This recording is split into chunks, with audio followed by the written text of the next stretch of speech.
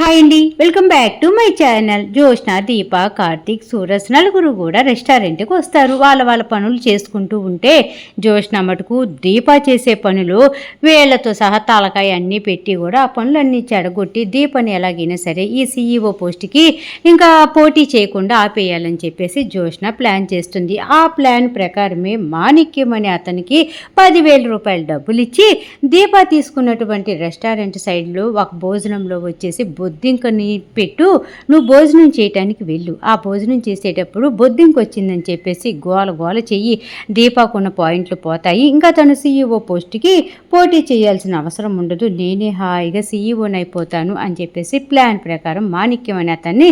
వాడుకుంటుంది కదా. మొత్తానికి ఆ మాణిక్యం అనే అతను ఓవర్ యాక్షన్ వల్ల దొరికిపోతాడనమాట. ఇంకా సూరజే మాణిక్యం చేత నిజం చెప్పిస్తాడు కదా, ఏంటంటే భయ్యా నువ్వు భలే యాక్ట్ చేసావు భయ్యా, ఒకప్పుడు నేను ఇలా యాక్ట్ చేస్తే నాకు 1,00,000 రూపాయలు ఇచ్చారు అనేసి అనగాని, అదేంటి నాకు మేడం 10,000 ఇస్తానన్నారు అనగాని, ఏం మేడం ఏంటి అనేసి అడుగుతాడు. ఇంకా మాణిక్యం అనే అతను జ్యోష్నాని చూపిస్తాడు, ఆ మేడమే నాకు 10,000 ఇస్తాను, ఇలాగ బొద్దింక యాక్షన్ చేయమనింది అనగానే సూరజ్ షాకు తింటాడు. రెస్టారెంట్ వీళ్ళదే కదా, జ్యోష్న ఏంటి ఇలాంటి పనులు చేస్తుంది అసలు అని చెప్పేసి బిత్తరపోతాడా. మాణిక్యాన్ని మొత్తానికి అందరిలోకి తీసుకొని వస్తాడు. మాణిక్యం చెప్పిన మాటలన్నీ కూడా వీడియో తీస్తాడు కదా సూరజ్, ఆ మాటలు ఆ వీడియో అంతా కూడా అక్కడే ఉన్నటువంటి ఫుడ్ ఇన్స్పెక్టర్కి, శివనారాయణ గారికి అందరికీ వినిపిస్తాడు. ఇంకా శివనారాయణ గారు చాలా కోపంతో, ఒరే నువ్వు ఒక్క 10,000 రూపాయల కోసం నా రెస్టారెంట్ని ఇలా దెబ్బతీయాలని చూస్తావా, ఇది రెస్టారెంట్ కాదురా మా ప్రాణం, అంటే ఈ రెస్టారెంట్కి చెడ్డ పేరు వస్తే మా ప్రాణాలు పోయినంత పని అవుతుందిరా, మేము ఆ ఫుడ్ పెడుతూ ఉంటే నలుగురు ప్రశాంతంగా తింటూ ఉంటే మాకు ఎంత తృప్తిగా ఉంటుందో తెలుసా, ఎవరో ఇచ్చే 1 రూపాయికి ఆశపడి మా రెస్టారెంట్ మీద బుర్ర జల్లాలని చూస్తావా అని చెప్పేసి వాడిని లాగిపెట్టి ఈ పని చేపించింది ఎవరు నీతోటి చెప్పు అనేసి శివనారాయణ గారు అడుగుతూ ఉంటారన్నమాట. ఇంకా అప్పుడే మాణిక్యము జ్యోష్న వైపు చూస్తూ ఉంటే జ్యోష్న ఏమో నా పేరు చెప్పొద్దు అన్నట్టుగా తల ఊపుతూ ఉంటుంది. ఆ విషయం అంతా కార్తీక్కి దీపక్ కూడా తెలుసు, ఎందుకంటే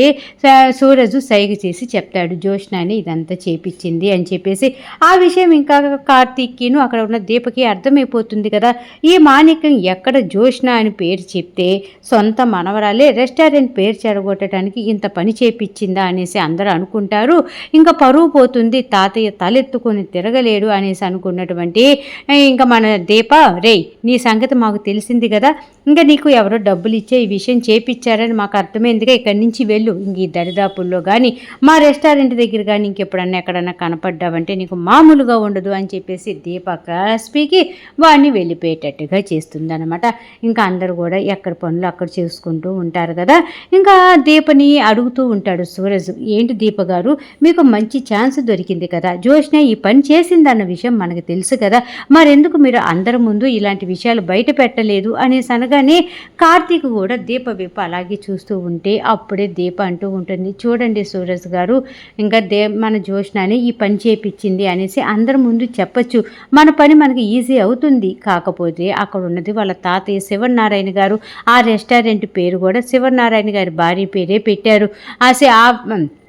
శివనారాయణ గారి భార్య పేరే మనవరాలికి కూడా పెట్టుకున్నాడు, అలాంటప్పుడు ఆ రెస్టారెంట్కి అంత చెడ్డ పేరు వచ్చి ఆ రెస్టారెంట్ మూత వేస్తున్నారు అంటేనే ఆయన గుండె ఆగిపోయినంత పని అయింది. ఇప్పుడు ఆ ఇంట్లో తన సొంత మనవరాలే ఈ పని చేపించింది అంటే అసలు ప్రపంచం ముందు పరువు పోదా, అతను తలెత్తుకొని ఎలా తిరుగుతాడు, కాబట్టి ఈ విషయాలన్నీ ఆలోచించి ఈ సొంత మనవరాలే ఆ రెస్టారెంట్లో ఆ పని చేపించింది అనేసి అందరూ అంటూ ఉంటే తాతయ్య గారు తెలెత్తుకొని తిరగలేరు కదా, నేను అందుకే ఆ విషయం అక్కడ చెప్పలేకపోయాను, ఎప్పుడు ఎక్కడ చెప్పాలో అక్కడే చెప్తాను అనేసి దీప చెప్పగానే ఇంకా సూరజ్ దీపని చాలా బాగా మెచ్చుకుంటాడు. మీరు మంచి వాళ్ళని తెలుసు కానీ ఇంత మంచి వాళ్ళు ఇంత తెలివిగల వాళ్ళని నేను అనుకోలేదు అనేసి చక్కగా మెచ్చుకుంటూ ఉంటే కార్తీక్ కూడా నవ్వుకుంటూ ఉంటాడు. ఇక్కడ ఇలా జరిగిపోతుంది కదా, ఇంకా పారిజాతానికి జ్యోష్న జరిగిందంతా చెప్తుందన్నమాట. గ్రాని ఇలా జరిగింది, పారిజాతానికి వెంటనే డౌట్ వస్తుంది, జో దీని అంతటికీ కారణం నువ్వే కదా, నిజం చెప్పు అనేసి అనగాని ఇదిగో నా గ్రాని గట్టిగా మాట్లాడ, మాకు తాతయ్య వాళ్ళకి అనుమానం వస్తుంది, వాడు వెళ్ళిపోయాడు, ఈ చాప్టర్ ఇక్కడికి క్లోజ్ అయిపోయింది కదా, నువ్వు కూడా కాముగా ఉండు అనేసి జోష్న గ్రానీకి చెప్తూ ఉంటుందన్నమాట. ఇంకా ఈలోపే సుమిత్ర గారికి బాగా కోపం వస్తుంది. ఇలా మోసం చేసిన వాడిని ఎందుకు వదిలిపెట్టారు మామయ్య గారు, మీరు పోలీస్ స్టేషన్లో కంప్లైంట్ ఇచ్చి వాడు జైల్లో ఉండేటట్టుగా చేయాల్సింది, ఇలాంటి ఎదవలను అసలు వదిలిపెట్టకూడదు, ఇలాంటి పనులు ఒక్క 10,000 రూపాయల కోసం వాడు మన రెస్టారెంట్ పరువు తీయాలని చూశాడు, వాడిని మీరు ఎలా వదిలిపెట్టారు మామయ్య గారు అనేసి సుమిత్ర గారు అంటూ ఉంటే, అలా వదిలిపెట్టడం ఇష్టం లేకే మేము తీసుకొచ్చాం చిన్న మేడం గారు అని చెప్పేసి కార్తీక్ మాట్లాడుతుంటాడనమాట. అంటే కార్తీక్ దీప అప్పటిదాకా అక్కడ ఉండరు, ఆ మాణిక్యాన్ని పట్టుకొని ఇంటి దగ్గరకు వస్తారన్నమాట. ఇంకా కార్తీకు దీప సూరజ్ ఆ మాణిక్యాన్ని తీసుకొని ఇంటికి వచ్చి కార్తీక్ అంటూ ఉంటాడు, అందుకే చిన్న మేడం గారు మేము అలాగా దొంగని వదిలిపెట్టడం ఇష్టం లేకే ఇంటికి తీసుకొచ్చాం అనేసి అనగానే ఒక్కసారిగా సోఫాలో కూర్చున్న వాళ్ళందరూ నిలబడతారు. ఇంకా జోష్నకి పారిజాతానికి చెమట్లు పడతాయి అన్నమాట. పారిజాతం అడుగుతూ ఉంటుంది, ఎవరాడు అనేసి అనగానే ఎవడో చెప్తాం మేడం చెప్తాం అని చెప్పేసి కార్తీకు దీప సూరజ్ ఆ మాణిక్యాన్ని తీసుకొని ఇంటి లోపలికి వస్తారన్నమాట. ఇంకా వెంటనే అంటూ ఉంటారు, ఏంటంటే ఎందుకు తీసుకొచ్చారు అతన్ని అని చెప్పేసి గట్టిగా శివనారాయణ గారు కోపడుతూ ఉంటే, తాతయ్య గారు ఇప్పుడు నిజం చెప్పేయటం కోసం తీసుకొని వచ్చాం అని చెప్పేసి దీప అంటుంది. ఆ నిజం రెస్టారెంట్లో వాడు చెప్పని నిజం ఇంట్లో చెప్తాడా అనేసి అనగానే, రెస్టారెంట్లో నిజం చెప్పలేదు కానీ ఇంట్లో నిజం చెప్పేటట్టుగా మేం చేస్తాం కదా అని చెప్పేసి అనగానే అప్పుడే పారిజాతం అంటూ ఉంటుంది, అసలే ఆ చేసింది ఎవరో ఏంటో వాడు చెప్పనప్పుడు మీరెందుకు వాడిని అంత బలవంత పెడుతున్నారు అనేసి పారిజాతం అనగానే కార్తీక్ అంటాడు, అయినా నీకు చెమట్లు పడుతున్నాయి ఏంటి పారు, తప్పు చేసిన వాళ్ళ పేరు చెప్తాడు, దానికోసం నువ్వెందుకో అలా కంగారు పడుతున్నావు అనేసి అనగానే, నాకేం కంగారు, లెగిస్తే నా మీద పడతావు, నాకేం కంగారు అనేసి పారు అంటూ ఉంటుందన్నమాట. ఇంకప్పుడే కార్తీక్ అంటాడు, రే ఇప్పుడు నువ్వు నిజం చెప్తావా, నీ చేత రెస్టారెంట్లో ఆ పని చేపించింది ఎవరు అని చెప్పేసి అనగానే సుమిత్ర అంటుంది, అయినా కూడా రెస్టారెంట్లో ఆ పేరు చెప్పనీయకుండా ఇంటికి ఎందుకు తీసుకొని వచ్చారు అనేసి ఇంకా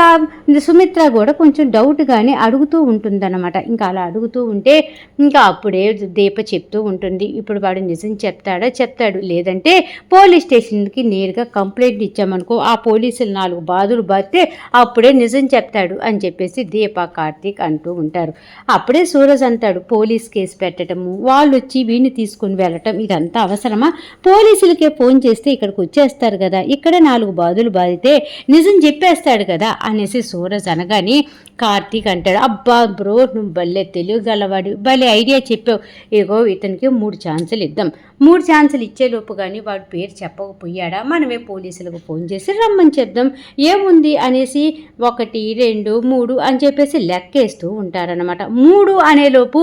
ఆ మాణిక్యం, ఇదిగో నా చేత ఆ పని చేపించింది జోష్న మేడమే అని చెప్పేసి జోష్న మేడం పేరు చెప్పేస్తాడనమాట. ఇంకా అందరూ షాకు తిన్న కాగుళ్ళక్క ఒక్కసారిగా జోష్న మొహం వైపు చూసి బెత్తరబోతూ ఉంటారు, ఏంటి వాడికి 10,000 రూపాయలు ఇచ్చి రెస్టారెంట్కి చెడ్డ పేరు తెచ్చేటట్టుగా చేసింది జోష్నానా అనేసి అందరు బెత్తరపోతూ ఉంటే, ఇంకా అప్పుడు వెంటనే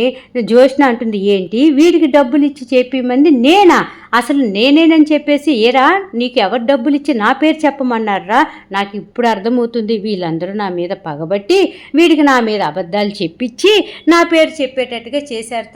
తాతయ్య ఆ రెస్టారెంట్లో బొద్దింకకి నాకు ఎటువంటి సంబంధం లేదు, అసలు వాడెవడో నాకు తెలియదు తాతయ్య అనేసి అనగానే కార్తీక్ అంటాడు, హలో పెద్ద మేడం, మీరంతగా బెత్తరపోయి భయపడి తచ్చాడుతూ జవాబులు చెప్పాల్సిన అవసరం లేదు, మీరు వీరితో మాట్లాడినటువంటి మాటలు, ఆడియోలు, వీడియోలు, మీరు డబ్బులు ఇస్తున్నటువంటి తీసిన వీడియోలు అన్ని పక్కా ప్రూఫ్స్ తోటే వచ్చాం, ఒకసారి ఆ ప్రూఫ్స్ అన్ని చూపించమంటారా, అవన్నీ చూపిస్తే మీరు తట్టుకోగలరా అనేసి కార్తీక్ అడుగుతూ ఉంటే ఇంకా జోష్న మాట్లాడాల్సిన మాటలు ఆపేసి కామైపోతుందన్నమాట. ఇంకా అప్పుడే అంటూ ఉంటాడు కార్తీక్, అర్థమైంది కదా ఎవరు చేపించారో ఏంటో, ఇంకా మా దగ్గర ప్రూఫ్లోని చూపించమంటే వీడియో ఆడియోలతో సహా చూపించేస్తాం అన్న మాటకి జోష్న కామైపోతుంది కదా. ఇంకా దీప చెప్తుంది, ఇవిగో తప్పు చేసిన వాళ్ళు ఒప్పుకున్నట్టే కదా, ఇంకేతను అబద్ధం చెప్పలేదని అందరికీ అర్థమైపోయింది కాబట్టి ఇతను వదిలేద్దాం అనేసి మాణిక్యాన్ని వదిలేస్తారన్నమాట. ఇంకా సుమిత్ర జ్యోత్స్న దగ్గరికి నడుచుకుంటూ వస్తుంది. ఏంటి మన ఇంటి పరువు నువ్వే తీస్తావా? ఈ ఇంటి మనవరాలివి, ఈ ఇంటి పరువు నిలబెట్టాల్సిన దానివి, అసలు ఎలా పుట్టావే నా కడుపున అనేసి చెయ్యెత్తి కొట్టబోతూ అందరు చూస్తారు ఈ జ్యోత్స్నాన్ని ఎక్కడ సుమిత్ర బాదుతుందా అనేసి. కొట్టబోతున్నటువంటి సుమిత్ర చెయ్యి కిందకి దించి, ఛీ నీలాంటి దాన్ని కొట్టినా కూడా పాపమే, అసలు మేము ఏం తప్పు చేశామే, నువ్వు నా కడుపును పుట్టావు, మేము ఏం పెంపకంలో లోటు చేశామే, ఇలా తయారయ్యావు, నిన్ను మంచిగానే పెట్టాం కదా, మంచి మాటలతోనే పెంచాం కదా, ఇలా కుట్రలు కుతంత్రాలు అనేసి ఇంటి పరువుని రెస్టారెంట్ పరువుని తీయటానికి ఎందుకు నువ్వు అసలు ముందుకొచ్చావు అనేసి పాపం సుమిత్ర గారు బాధపడిపోతూ, నువ్వు నా కడుపున పుట్టకపోయినా బాగుండేది, నువ్వు నా కూతురుగా పుట్టి కూడా ఇంటి పరువు తీయాలనుకున్నావు, కాకపోతే అప్పుడు మనం ఒక్క ముద్ద భోజనం పెట్టినందుకు దీప ఇంటి పరువు నిలబెట్టాలనుకుంది అని చెప్పేసి, అవును దీప నువ్వు ఈ విషయము రెస్టారెంట్లో చెప్పకుండా ఇంట్లో ఎందుకు చెప్తున్నావు అని చెప్పేసి సుమిత్ర అడుగుతుందన్నమాట. దానికి దీప మాట చెప్తూ ఉంటుంది, ఇది రెస్టారెంట్కి సంబంధించిన విషయమే కాదు, ఒక కుటుంబం పరువుకు సంబంధించిన విషయం కదా అమ్మ, ఎందుకంటే ఆ రెస్టారెంట్లో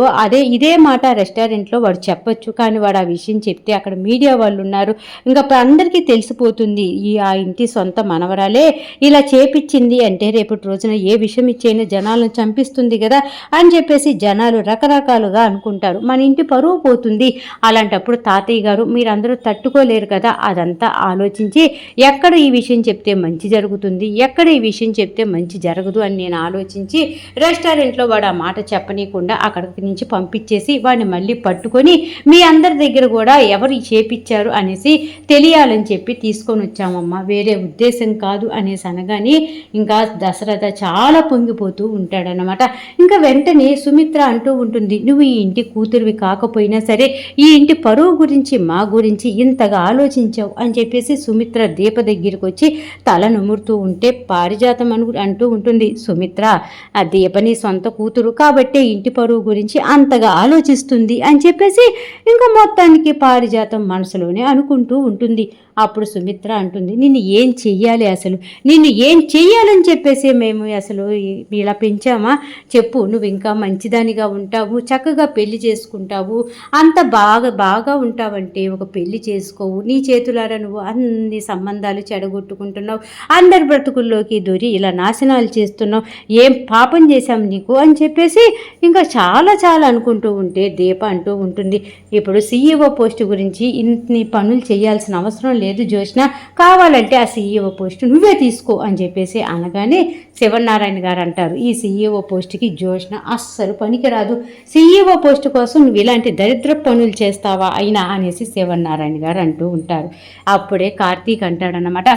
ఇప్పుడు అంటే ఇది అయిపోయింది, నేను ఈ నిజాలన్నీ ఎందుకు చెప్పించాలనుకున్నానంటే ఇప్పుడు మన ఏదైనా కానీ అన్యాయం నా భార్యకే కదా జరిగేది, మాకే కదా జరిగేది అనేసి కార్తీక్ అంటూ ఉంటే పారిజాతం అంటుందన్నమాట, ఇంకా జరిగిపోయిన దాన్ని ఎందుకు తాపకే మాట్లాడతావు, వాడు నిజం చెప్పాడు, జ్యోత్స్నాకి జరగాల్సిన శిక్ష పడింది కదా, మళ్ళీ ఎందుకు ఆ మాట ఎత్తుతావు అనేసి అనగాని, ఏంటి పారు జ్యోత్స్నాని వెనకేసుకొని వస్తున్నావు, జ్యోత్స్నాని ఏదన్నా అంటే అంత బాధపడిపోతున్నావేంటి, ఇప్పుడు దీపకి ఇచ్చిన క్యాబిన్లో తనకేం పని, నా దీపనికి ఇచ్చిన క్యాబిన్లో దింకలు ఆ బల్లులు వేసి తను చేస్తున్న పనిని చెడగొట్టి తనని CEO పోస్ట్ నుంచి అసలు పోటీ చేయకుండా చెయ్యాలనే కదా జ్యోత్స్న చేసిన పన్నాగం, అది కాకుండా దీప కావాలని చేసింది అనేసి అందరి చేత నమ్మేయాలనే కదా ఈ జ్యోత్స్న చేసిన పని, మాకు CEO పోస్ట్ గురించి కాదు ఇంకేమీ కాదు, కాకపోతే తను దీపని ఇలా మోసం చేయాలని అనుకుంటుంటేనే నాకు గుండె పగిలిపోతుంది, మాకు ఈసారి ఇలాంటి అన్యాయం జరగదు అని చెప్పేసి మాకు నమ్మకం ఏంటి, ఈ జ్యోత్స్న దీప పేరు చెడగొట్టడానికి ఇంకా దేం పని చేయడానికైనా రెడీగా ఉంటుంది కాబట్టి దీప జోలికి రాకుండా ఉంటుంది అనేసి మాకు నమ్మకం ఏంటి అనేసి కార్తీక్ అంటూ ఉంటాడనమాట.